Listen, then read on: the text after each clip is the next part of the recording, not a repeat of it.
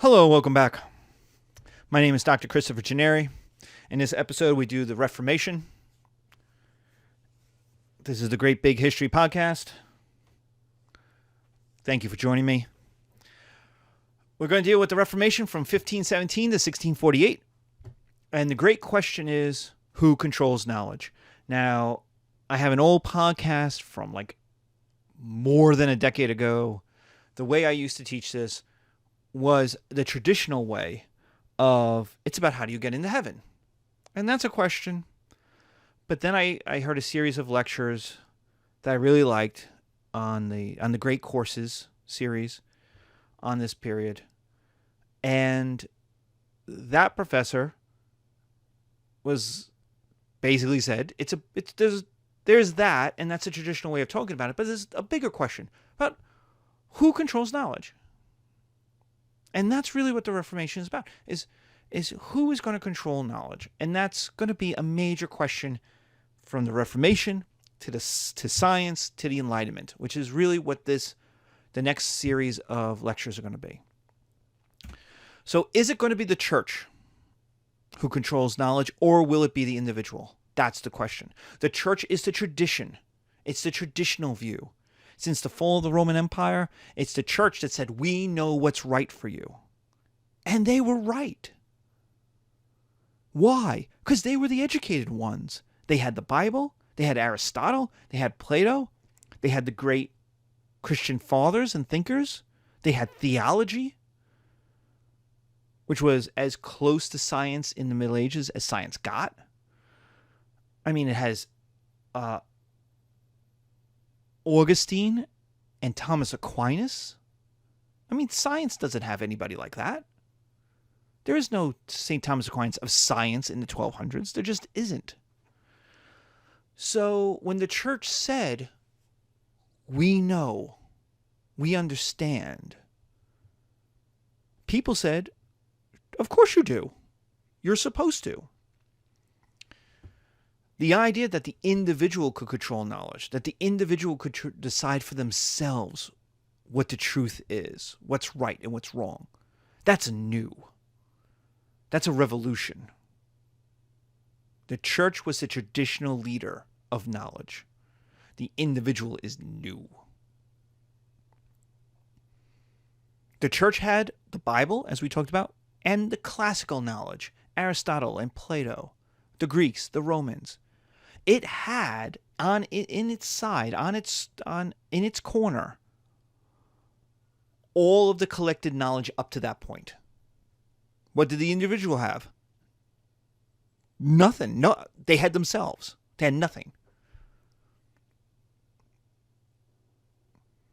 They had nothing to say, look, I'm right. That's the great question. To say, I know more than the church. I'm right and the church is wrong. Well, okay, point to how you know. They don't have anything. Not in 1500.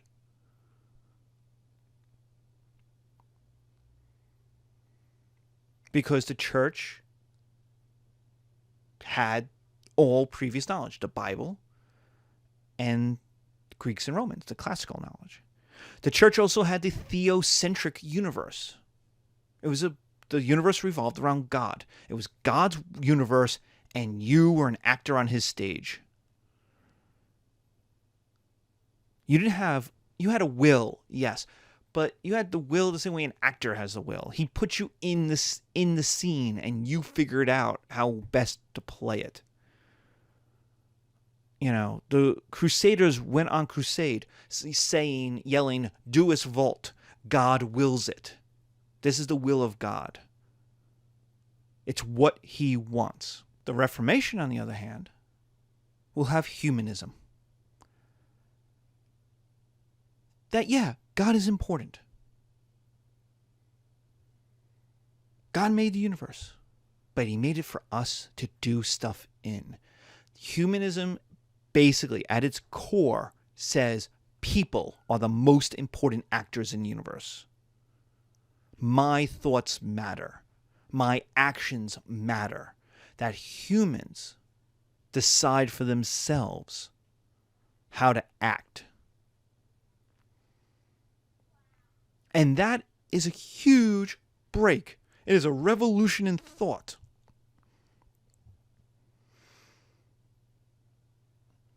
Because it's saying you are responsible for your thoughts, your acts, your deeds.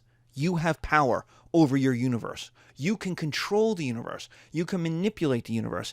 You can do things.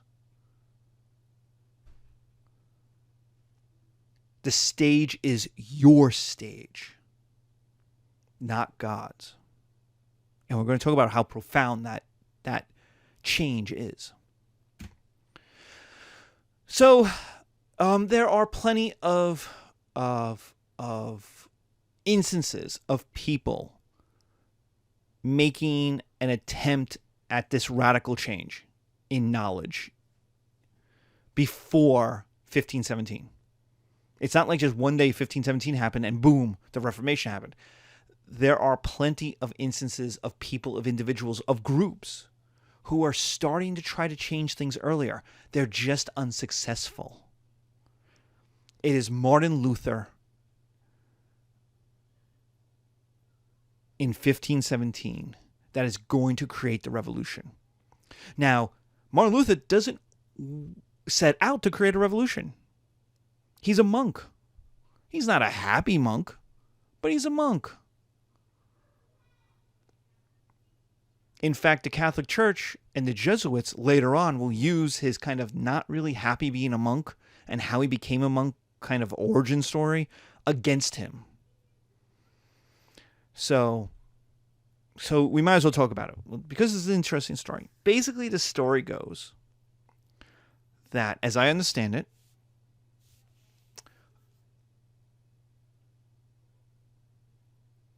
Luther is stuck in a lightning storm. Young Luther is stuck in a lightning storm.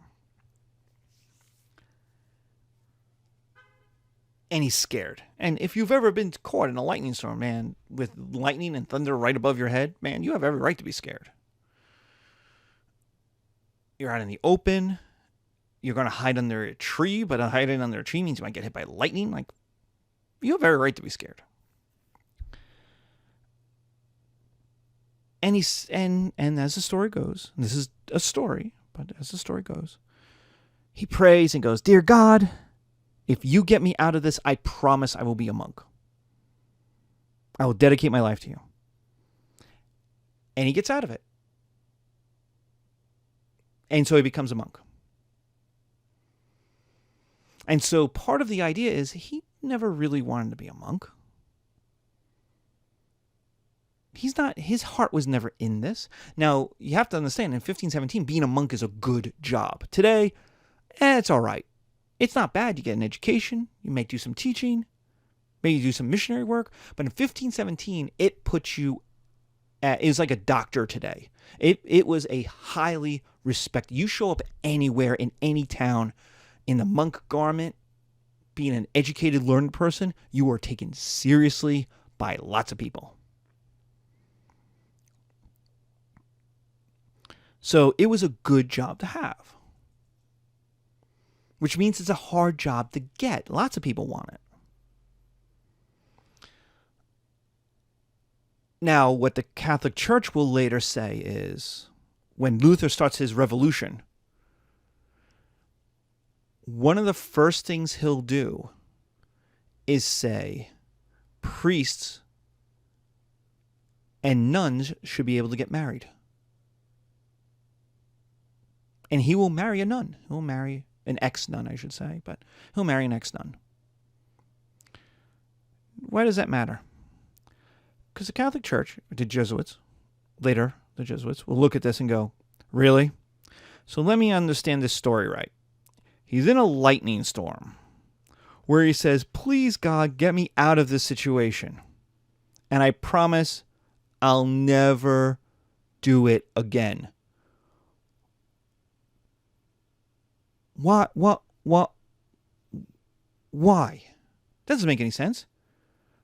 We've all been in situations, right? Haven't you been in a situation? I've been in a situation. You've been in a situation. We've been in situations where we're like, oh man, I have so effed up. I have so messed up.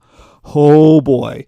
And you're like, whoa, please God, get me out of this. and I promise I will never do it again. Well, if you become a monk, guess what you never do again?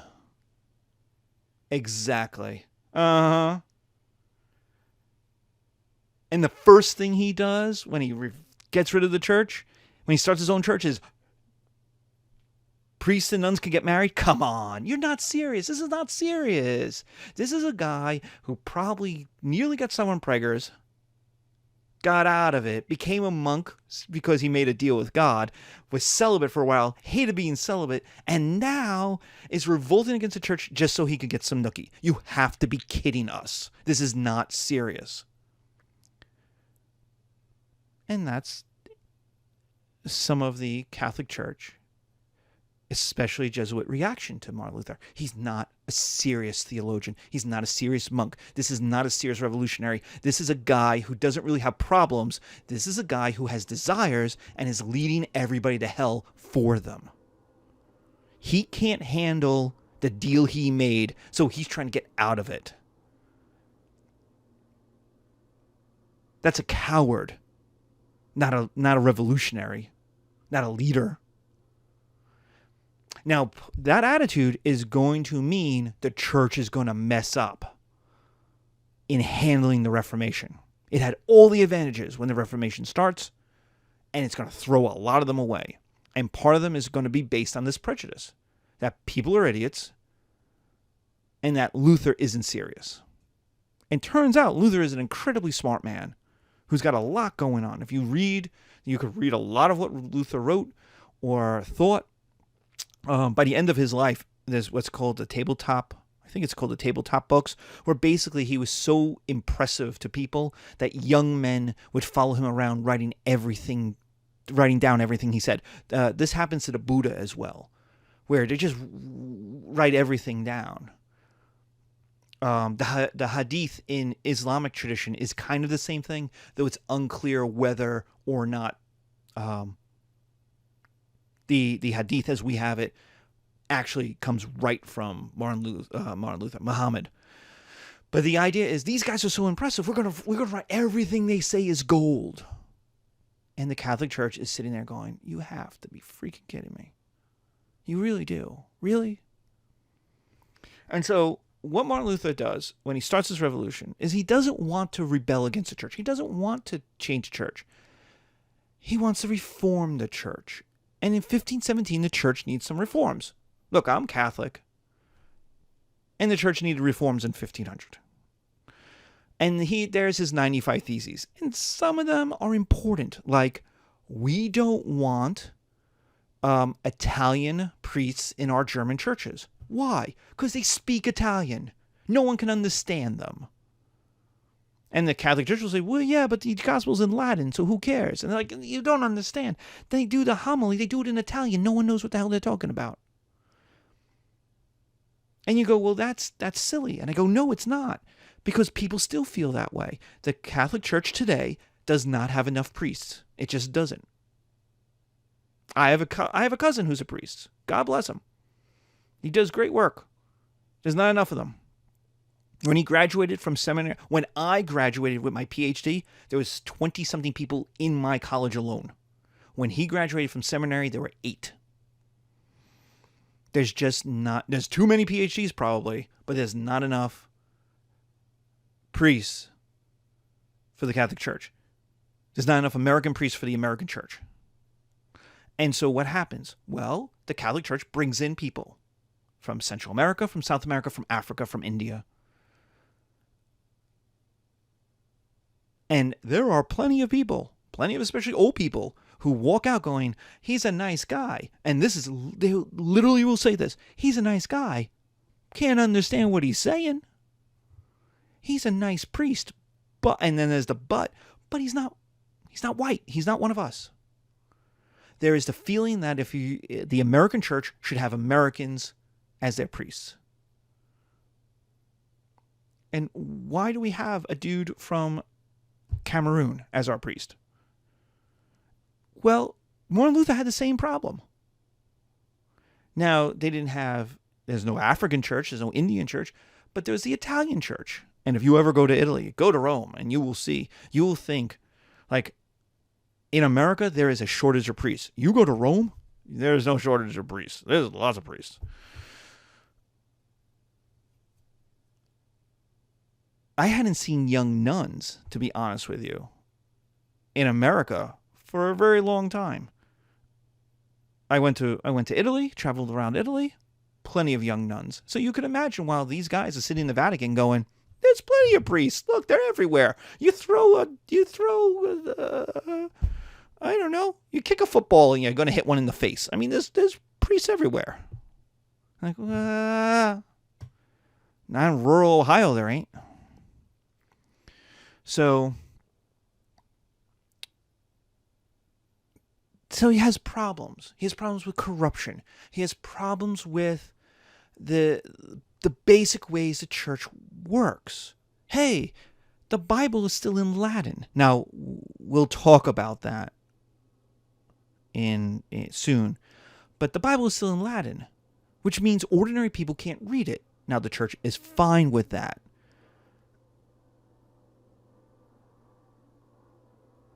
But Martin Luther, an educated man, is like, but that's not really fair. His big thing is that you don't need priests or the church to get your way to heaven.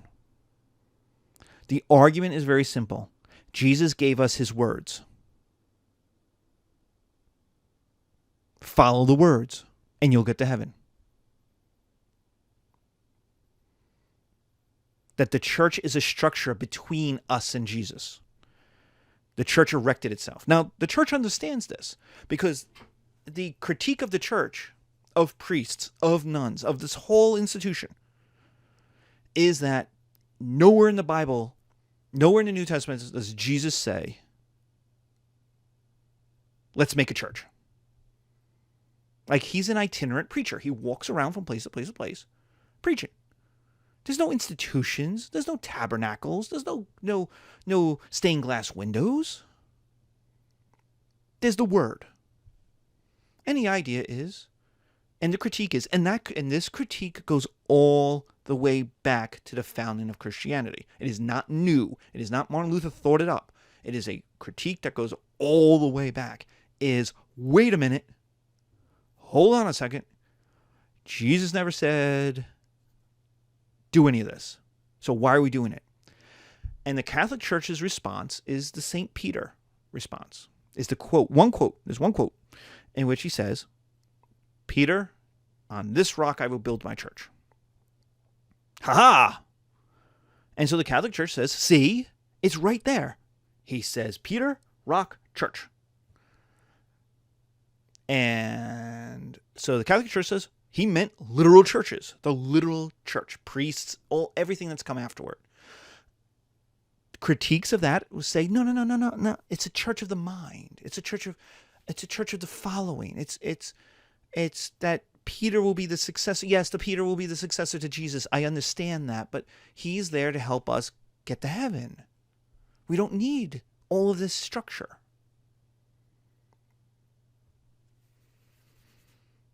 So this is an old, I mean 1,000-year-old argument when I mean it's an old argument. And the primary problem is that to do what Martin Luther says, to do what the critiques have always said, that you could find your own way to heaven, is you need to be able to read the Bible and have an education. Which means you have to be able to read and write. You have to be able to have a Bible and print a Bible in your own language, which at this point is massively expensive because you had to hand copy it. There's no machines yet. There's no Amazon or Walden Books that you could walk in and go get a Bible. Bibles are everywhere today. They were hard to get. They had to be hand copied. And you know the Bible, it's thick. It's thousands of pages.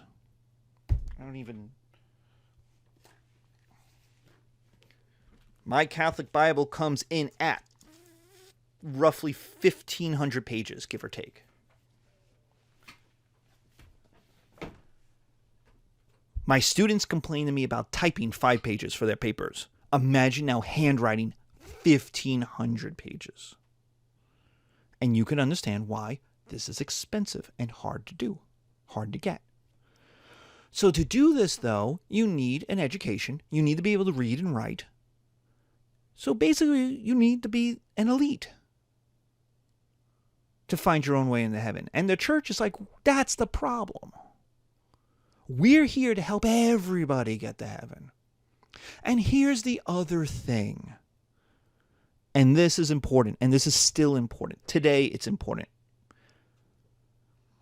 If you let every ordinary person read the Bible and come to their own conclusions,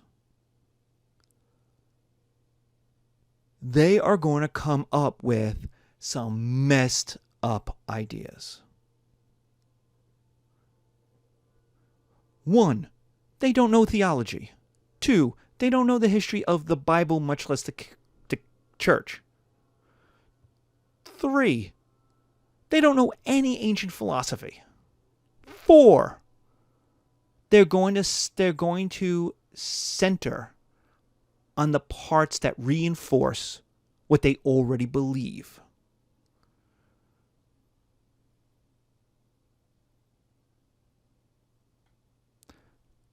And that's not the truth. The Bible is not there to reinforce your ideas. It's its own thing. You have to change for the Bible. The other thing is, Bible reading is analysis 500. It is hard. It is not just open it up and start reading a section. There are parts that contradict each other. The 4 Gospels do not agree on anything. Even the 3 that agree on most things don't agree on anything. 2 have Jesus being born. 2 don't. All 4, the only thing they all agree on is that Jesus is crucified. That they all got. But who's there at the crucifixion? They all have different people. What's said at the crucifixion? Is he stabbed? Only 1 or 2 of them have he's stabbed with the spear? Not all of them. My God, why have you forsaken me? Is said in not all of them. The only thing they agree on is that he's crucified. Mary Magdalene and his mother Mary are there. And there's a resurrection. And when he's resurrected, the first person he goes to see is Mary Magdalene. So for me, that's the argument that why Mary Magdalene and him are married. There's some cool stories about her. She follows him around. And she's there at his death, which means, the other dudes aren't there. I think James is there in one of the stories. James or Joseph, or James and Joseph are there. But Peter's not there. The other 12 aren't there. And when he comes back, the first person he goes to see is Mary Magdalene. He could have seen anybody. He's Jesus. He sees Mary Magdalene. Why? Well, here's the secret. If I came back from the dead to hang out with my homeboys, my wife would be incensed if the first person I came back to see was my homeboys. You better see your wife first. You can make an exception for your mama, but you better see your wife. She 1, maybe 2. She should be 1. So, but see, now I'm reading into it. It doesn't say that.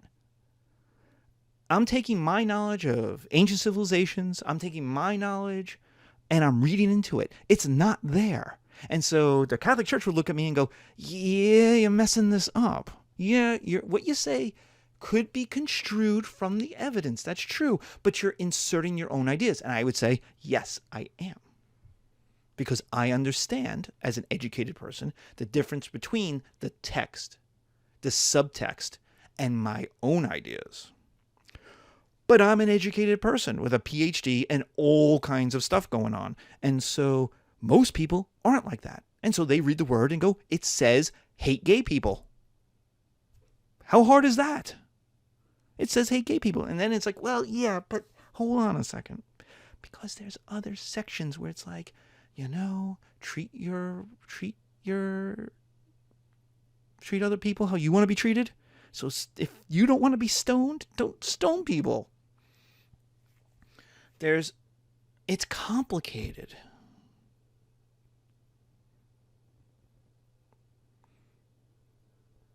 And let's face it, the Old Testament is sexier. The New Testament is boring. Jesus in the New Testament is boring.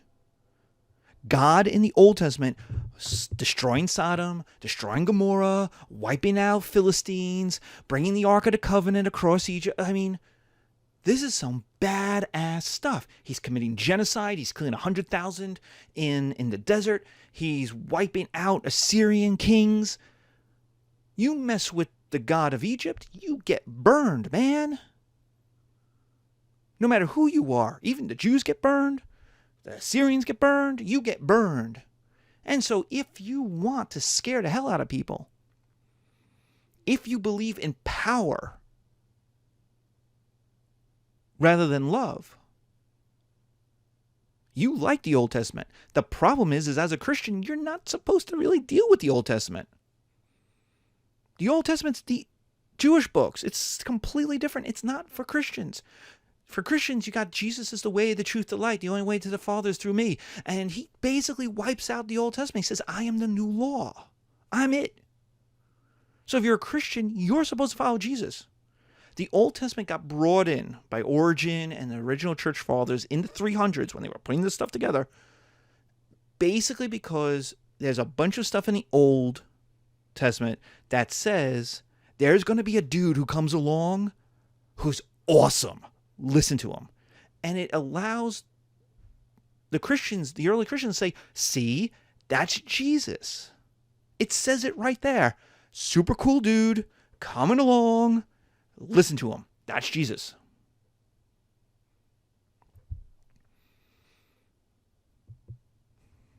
That's what it's there for. And dude, following Jesus is hard, man. Turning the other cheek. You don't want to turn the other cheek. The Old Testament, where you smite your enemies, much more fun. Turn the other cheek. Come on. What am I? What am I, a hippie? Yeah, turns out, yes. Oh, Jesus also says you're supposed to give up all your possessions and live in a community. So capitalism is dead. We're all supposed to be communists. Jesus didn't own anything. Everything he possessed in common with his 12 apostles. He's constantly he's not begging for money, but he's constantly getting money from rich people along the way. He is not even buried with his own money. John of Arimathea has to get him a tomb to bury him. To get the scents, to get the oils in order to do the purification rites.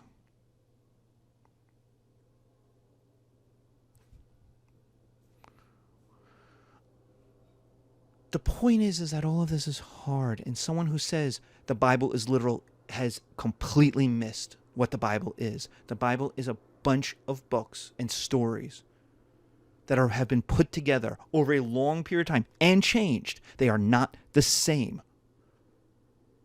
We have Bibles that go very far back, and the words are different in them. From the Jewish and Hebrew to Byzantine and Orthodox to early Latin to later Latin, the words change. People make mistakes. People change things. People update things. People go, well, this isn't quite the word. No, Jesus can't be this lame, so we're going to put in this word that makes him a little tougher. Why? Because in 1218, they wanted Jesus to be a little tougher. Or 845. And so it's changed, and it's changed by people. God did not write the Bible. I'm sorry, he just didn't. People did, and people have changed it along the way. All of this means that it's complicated. That it is complicated. And the church says this. Look, it's complicated, and most of you don't have time for it. And that's okay. That's our job. Our job is to get you into heaven. Trust us. We are here for you. It is our job to get you in there. You don't have to read the Bible. You don't have to know 1,500 pages. You don't have to have 4 different gospels that say 4 different things. And you know what you do? You read them all together as if they're one story. They're not. They're 4 different stories for 4 different audiences that say 4 different things because they want to be acknowledged by 4 different groups for 4 different reasons.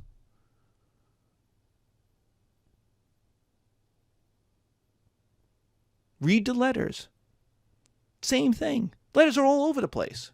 Peter's letters and Paul's letters are different and say different things and argue with each other. They're not quite arguing with each other, but you put them next to each other and Peter's saying one thing and Paul's saying something else, and you're like, whoa, wait a minute. And then there's the other authors as well, because they're trying to figure out in the early days what it means to be a Christian. You can't put them all at the same, one after the other, and put them all the same on top of each other as if they're the same. They're written in different places by different people in different philosophies to different audiences for different needs. It's complicated. And the church acknowledges that. Martin Luther knows it's complicated too. It's okay. Martin Luther knows it's complicated. He thinks, though, that he's right. He's a smart guy, no doubt about that. And that if you learn to read and you read the Bible, you will come to the same conclusions he's come to, that the Bible is truth. Which makes sense, right? It's been the truth for 1,000 years. That the Bible is truth, and that if you read it, you will come to the same conclusions because you'll come to the same truth. And that's wonderfully naive of an incredibly smart man.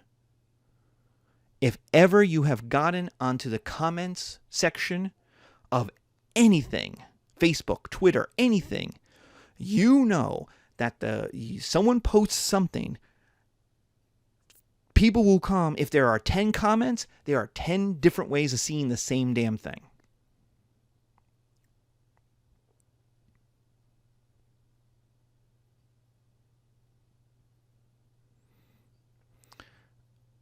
So, what Martin Luther does, though, is give the impetus to humanism. Humanism existed. Humanism, but it was trying to find its way. It was what liberals did. And by the way, all of this is liberal. None of this is conservative. Conservative is you stick with the church, man. You don't change. All of this is crazy ass. As left could go. Fox News would hate Martin Luther because he is as lefty as you can get because he's changing the ideas about everything. And he's going to be the biggest proponent of humanism, that people are the center of the universe, that people's actions matter, and it's the liberation of people's minds, new thoughts, discoveries, freedom of ideas. They can find their own way. They don't need the church. They don't need smart people, the way Plato would argue. They can do it themselves. They are the center of their own life. The most important person in my life is me. That is hugely different because in the Middle Ages, the most important person in my life is God, who will set the stage that I will act on and find my life on. Martin Luther is saying, it's you. You make your decisions. You find your way. And that is liberation. That is huge. There are problems with all of this, as you may suspect. One is Martin Luther is going after the church. He wants to reform the church. But the church is part of the hierarchy. They support kings, kings support them. The entire structure of medieval society has the church as a major part in it. And if you're going to start attacking one part of the hierarchy, Why not attack all parts? If you don't need a church, the way Luther says, why do you need a king? Why do you need nobles?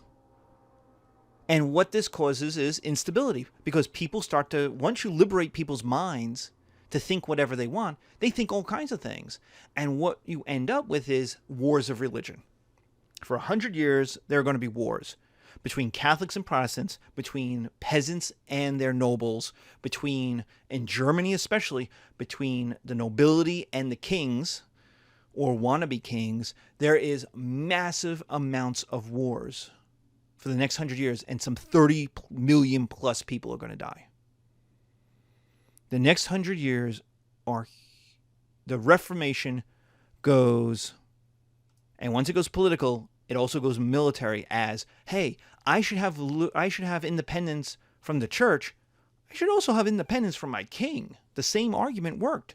And so noblemen attack their kings, peasants attack their noblemen, Protestants attack Catholics, Catholics attack Protestants, because, hey, the Catholic next door owns 100 acres and he's a sinner. So if I kill him, I can take his 100 acres. Meanwhile, the Catholic goes, the Protestant next door who owns 100 acres is a heretic. So if I kill him, the church will reward me with his 100 acres. And so suddenly neighbors are killing neighbors. And it's a giant 100 years of disaster in Central and Northern Europe. Germany suffers terribly. The Reformation starts in Germany, and it hurts Germany the most. But it will also hurt Italy, the center of Catholicism. The sacking of Rome in 1527 by German troops, by German Protestant troops, many of whom were mercenaries for a Catholic king, but didn't like the church. They sacked Rome. That ended the Renaissance in Italy. Italy never recovered from the 1500s. Now, there's a couple different reasons why, but Italy becomes poor. Italy was the richest part of Europe up to this point.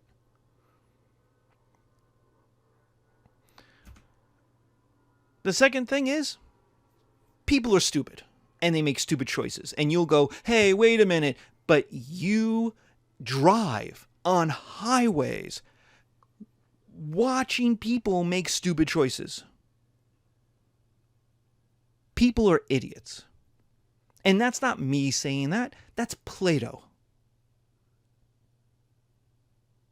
That's lots of thinkers.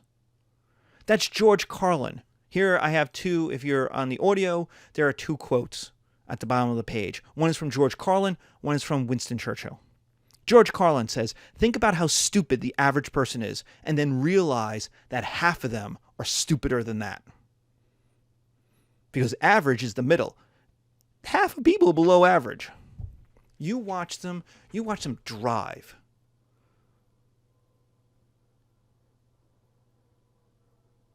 You watch them in line at the supermarket.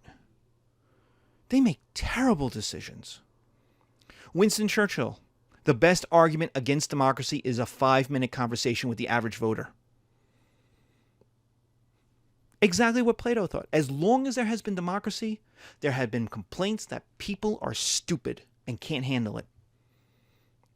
Goes all the way back to Plato. Any argument you've got about people can't handle the truth starts with Plato. And people make terrible things. They go, oh, the Bible. I can read the Bible. The Bible is literally true. Every word in it is true. Oh, well, hold on a second, because some of them argue with other parts of them. And some of them discount other parts of them. And it's, oh.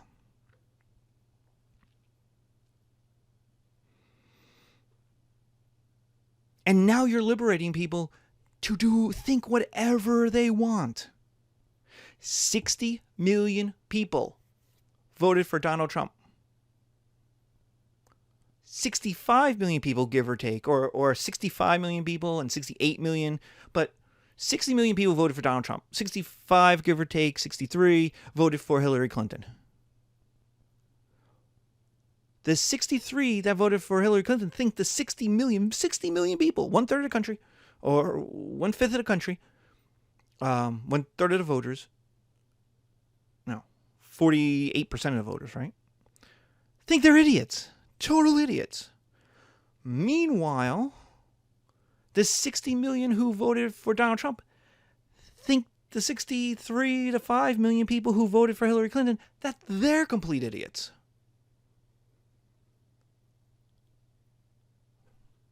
Who's right? They're all right. They all are idiots.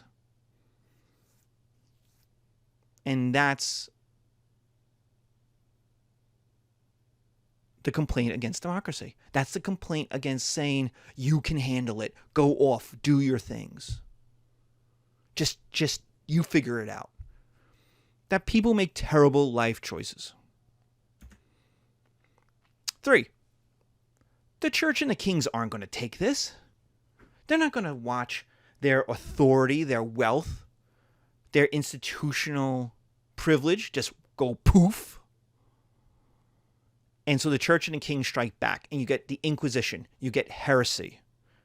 The Inquisition is violent in some places and non-violent in others. But the idea of the Inquisition is we are going to show you why you should be Catholic.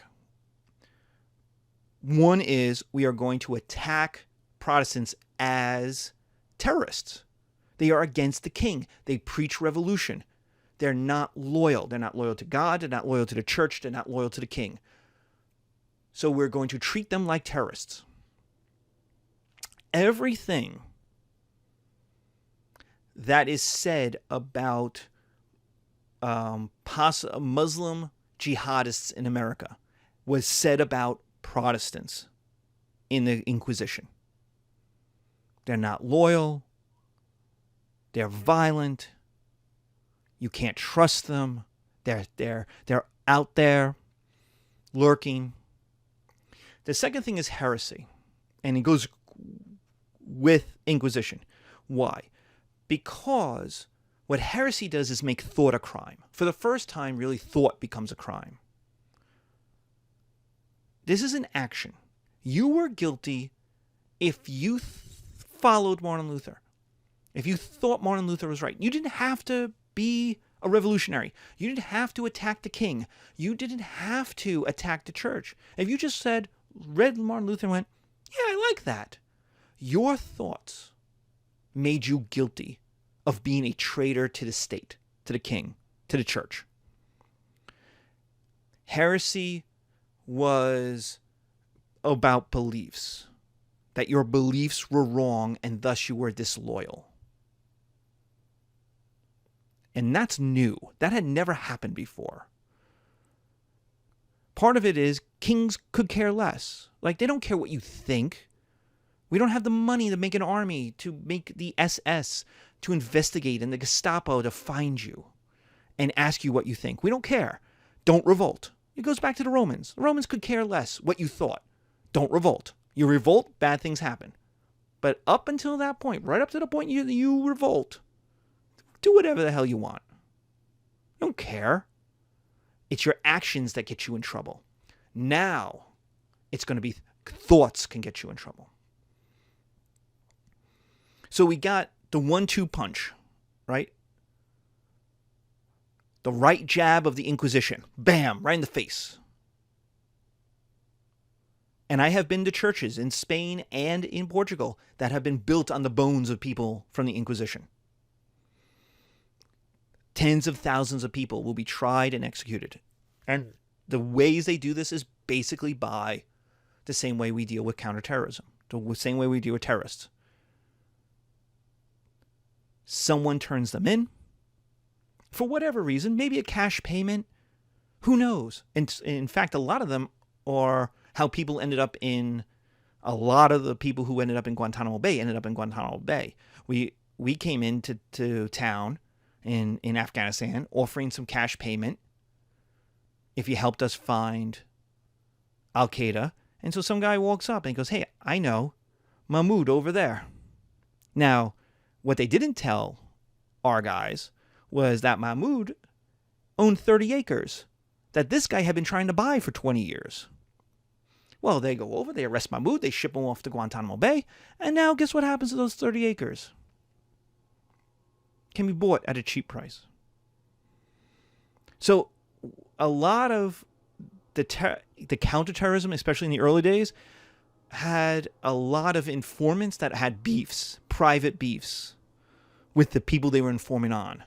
So the Catholic Church says, look, tell us anybody who's a Protestant. And we'll pay you $500. And so they get a knock. Hey, my neighbor's a Protestant. He doesn't go to church on Sundays. He doesn't have a Bible in Latin. You go, oh, really? And so they arrest that guy. They bring him in for questioning. And they go, hey, look, we know you're a Protestant. And the guy goes, I'm not a Protestant, I'm a Catholic. I love Jesus, I love the church. And they say, look, we know. How do we know? Because you've been informed on. Because someone told us you're a Protestant, so we know. Just give us 10 names. Just give us 10 names. And the guy says, I don't have 10 names. I don't know what you're talking about. I'm a Catholic. And they go, look, we know you're a Protestant. We can do this the easy way. Give us 10 names. Or we can do this the hard way. And we could start cutting off fingers. Reservoir Dog style. We'll start with the pinky. You don't need a pinky. But then we'll go to but we'll cut off the pinky to make sure you know we're serious. Then we'll cut off the thumb. What do you think? And now the guy is faced with a problem. And this is why torture doesn't work. For all the people who had this debate back in 2004, should we torture Al-Qaeda people? It doesn't work. Why? Because it gives you information. This guy is now facing losing fingers. And he's going to say, I can give you 10 names or lose fingers. Whack. Well, there went my pinky. And what 10 names is he going to give you? He's just going to give you 10 freaking names. Any 10 names that come into his mind. They're going to write down those names and go, all right, thank you very much. And then they're going to haul in those 10 people. And they're going to say, look, we know you're a terrorist. We know you're a terrorist because you've been given up by your terrorist friends who we knew were terrorists, and then they named you. And the people go, I don't know what you're talking about. And go, of course you don't know what we're talking about, because that's exactly what a terrorist would say, who's trying to hide. Well, we're going to start cutting off your fingers.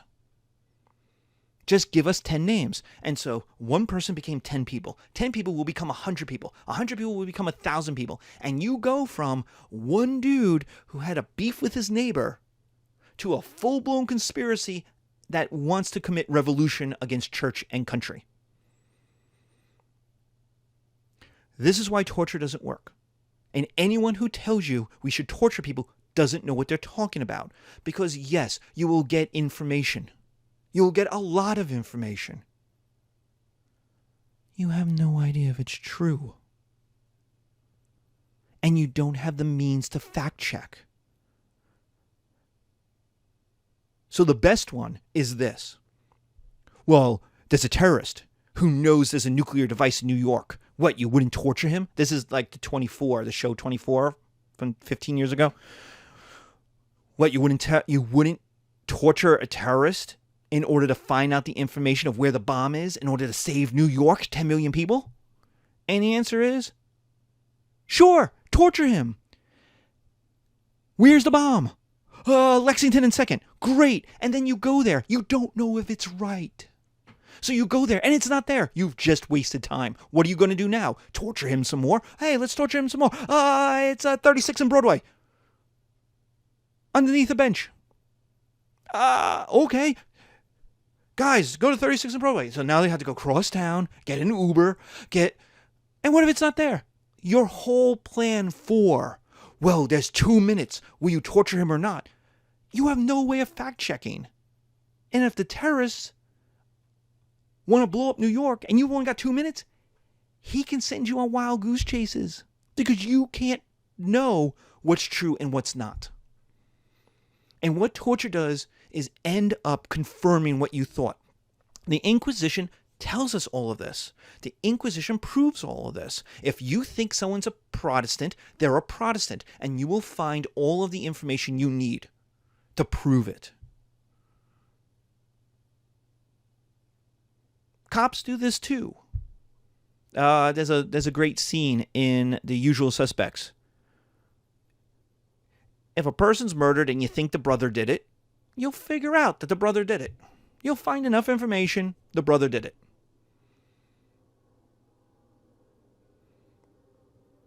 I'm not saying all cops do this, but it's the easy way you take.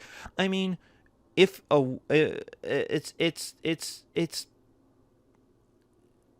if a woman disappears, who's the first person they look at? A woman is murdered, who's the first person they look at? They look at the husband. Gone Girl is a book/movie based on that idea. So are plenty of other books and movies. The Casey Peterson. Pregnant woman disappeared, suddenly became the cause celebrity on all the news shows on like CNN and MSNBC. Then she turns up dead, and then it's like, oh my God, she's dead, and her baby is dead. In her not embryo, not fetus, her in utero baby is dead. We should make laws against that. And the series of Casey Peterson, I think it's Casey Peterson. The Peterson part I know. I think it's not Casey. That's the woman who killed her daughter. But Peterson, and then they found out, or they started investigating, and then they found out, oh, well, maybe the husband did it. Maybe the husband killed Peterson. And now he's in jail for having murdered his wife, his pregnant wife. They didn't really look all that hard at other people. Maybe they did, but it wasn't in the news. They didn't bring in lots of suspects. They pretty much figured out it was him. Why? Because he's the first person you look at. Why? There's reasons. There's perfectly good, reasonable reasons. And the evidence will lead you there. And there you go. But the idea is that the idea that you start from nothing and that you find evidence and the evidence brings you to a conclusion, it's way easier to start in the conclusion and to find the evidence that brings you there. And that's what the Inquisition did. That's what terrorism does, or counterterrorism does in a lot of cases. We know you're a terrorist. So once you start there, everything becomes justified. So that's the harsh side of the counter Reformation. The church and the king strike back. The nice side, the part that I like, is the culture and the arts. Because, yeah, there's the militant side, and we're going to torture people and kill people and murder people. Yes. But there's also, hold on a second, we've got 1,000 years of wealth, of knowledge, and art on our side. Protestants don't have any of that. In fact, Protestantism starts by rejecting all of that art, all of those stained glass windows. A good, wonderful Protestant church is not even a church. It's a room with maybe a little altar, no art, where you have the word. It's the Bible that matters, not all this other superfluous stuff of wealth. And the Catholic Church says, yeah, but an empty room isn't serious. Not when we can have Michelangelo paint a giant 60-foot wall and a giant ceiling and show you what the church can do. And now go to any church in Italy, go to Roman churches, even a dinky little nothing Roman church is covered in art, frescoes, paintings, stained glass. And the idea is to show, look at what the Catholic Church can offer you. Obviously, this is God's church. And they use their advantage in wealth and knowledge to create some of the greatest artworks that we celebrate today, the end of the Renaissance and the early Reformation. The church matters because it's got money. The church can create the Jesuits. Well, the Jesuits, I have to admit, make themselves and then go to the church and say, you need us, so hire us. And the church has the money to be like, cool, Be our dudes. Be our soldiers. Go off, convert people. Do awesome stuff. That the church can compete for ideas. They have tradition. They have authority. They know it's their game. The Protestants, the Reformation is trying to change rules of the game, but the church has tradition and authority. It has the ability to go, look at all the crazy stuff they're doing. Look at all the wars. Remember when we didn't have any of that? And people are like, yeah, I remember. That was awesome. And the church says, look, our ideas haven't changed. We will get you into heaven. And people go, great. How do I get into heaven? Just do what we say. Be nice to each other. Come to church on Sundays. You don't have to worry about buying a 1,500-page book and then reading it. Go and work. We'll handle it. You handle your life. We'll handle your soul. And people go, great. That's what I want. I want security in this revolution. That is awesome because it throws a lot of individuality at a person. A lot of people say, I don't want that individuality. I want to be taken care of. I want security. I want stability. I want to live in my suburb. I want to go to work. I want to come home. I want to have a nice little dinner with my wife and my kids. Then I want to watch the late night shows. And I want to go to bed. I don't want to now have to worry about how to save my soul. And the church says, that's cool. That's what we're here for. So the church can compete, but the church is going to have to change. And that's hard for a 1,000-year-old institution. But it realizes it has to change. So you get the Jesuits. You get this art. You get, not reformation, but you get reforms.